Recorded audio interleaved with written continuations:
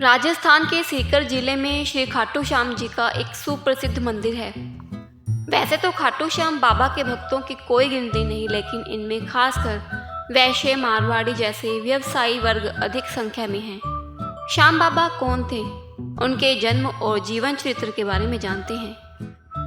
खाटू श्याम जी का असली नाम बर्बरीक है।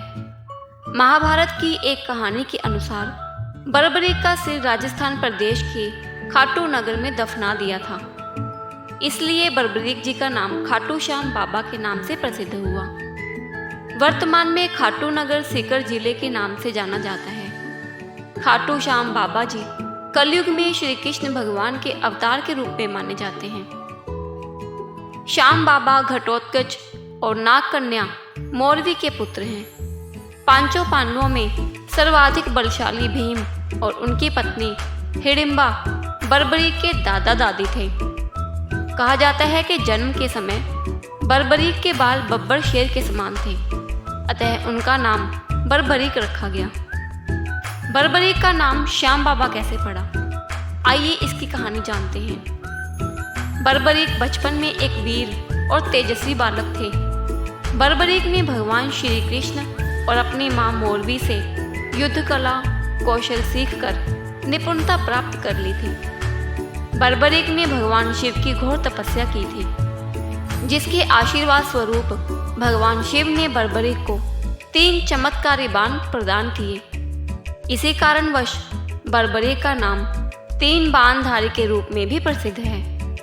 भगवान अग्निदेव ने बर्बरीक को एक दिव्य धनुष दिया था, जिससे वे तीनों लोकों पर विजय प्राप्त करने में समर्थ थे। जब कौरवों पांडवों का युद्ध होने की सूचना बर्बरीक को मिली, तो उन्होंने भी युद्ध में भाग लेने का निर्णय लिया।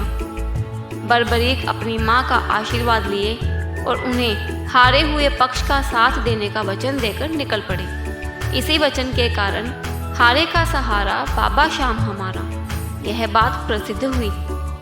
जब बर्बरीक जा रहे थे तो उन्हें मार्ग में एक ब्राह्मण मिले। यह ब्राह्मण कोई और नहीं, भगवान श्री कृष्ण थे, जो कि बर्बरीक की परीक्षा लेना चाहते थे। ब्राह्मण बने श्री कृष्ण ने बर्बरीक से प्रश्न किया कि वो मात्र 3 बाण लेकर लड़ने के लिए क्यों जा रहा है। मात्र 3 बाण से कोई युद्ध कैसे लड़ सकता है। बर्बरीक ने कहा कि उनका एक ही बाण शत्रु सेना को समाप्त करने में सक्षम है और इसके बाद ही वह तीर नष्ट न होकर वापस उनके तरकश में आ जाएगा। अतः अगर तीनों तीर के उपयोग से तो संपूर्ण जगत का विनाश किया जा सकता है। ब्राह्मण ने बर्बरीक से एक पीपल के वृक्ष की ओर इशारा करके कहा कि वो एक बाण से पेड़ के सारे पत्तों को भेद कर दिखाए। बर्बरीक ने भगवान का ध्यान कर एक बाण छोड़ दिया। उस बाण ने पीपल के सारे पत्तों को छेद दिया और उसके बाद बाण ब्राह्मण बने कृष्ण के पैर के चारों तरफ घूमने लगा। असल में कृष्ण ने एक पत्ता अपने पैर के नीचे छिपा दिया था। बर्बरीक समझ गए कि तीर उसी पत्ते को भेदने के लिए ब्राह्मण के पैर के चक्कर लगा रहा है। बर्बरीक बोले, हे ब्राह्मण, अपना पैर हटा लो, नहीं तो ये आपके पैर को वेध देगा। श्री कृष्ण बर्बरीक के पराक्रम से प्रसन्न हुए। उन्होंने पूछा कि हे बर्बरीक, किस पक्ष की तरफ से युद्ध करेंगे।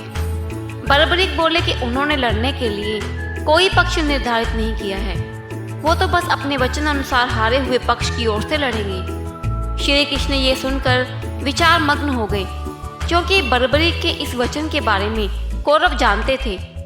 कौरवों ने योजना बनाई थी कि युद्ध के पहले दिन वो कम सेना के साथ युद्ध करेंगे। इससे कौरव युद्ध में हारने लगेंगे, जिसके कारण बर्बरीक कौरवों की तरफ से लड़ने आ जाएंगे। अगर बर्बरीक कौरवों की तरफ से लड़ेंगे तो उनके चमत्कारी बाण पांडवों का नाश कर देंगे।